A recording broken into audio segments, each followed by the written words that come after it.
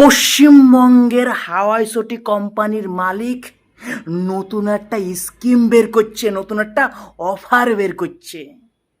যে সকল পশ্চিমবঙ্গবাসী বেকারত্ব জ্বালা সহ্য করতে না পারে পশ্চিমবঙ্গের বাইরে যেয়ে কাজকর্ম করে ইনকাম করে পেট চালাচ্ছে, তাদেরকে বলতেছে এই এই তোমরা তোমরা পশ্চিমবঙ্গের বাইরে থাকো না গো, তোমাদের জন্য আমার ভরান ফলতেছে, তোমরা চলে আসো, তোমরা পশ্চিমবঙ্গের মধ্যে চলে আসো, তোমাদেরকে আর বেকারত্ব জ্বালাবো করতে হইবে না, তোমাদেরকে মাসে মাসে আমি 5,000 টাকা করে দেব।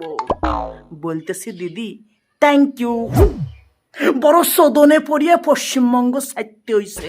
সমস্ত রকম যোগ্যতা থাকার পরেও কোনো কাজকর্ম আমরা পাই নেই, কিন্তু পশ্চিমবঙ্গের বাইরে এসে বিশ্বাস করেন বড় শান্তিতে আছি, বড় সুখে আছি, বুক ঠুকে আমরা চলাফেরা করতেছি।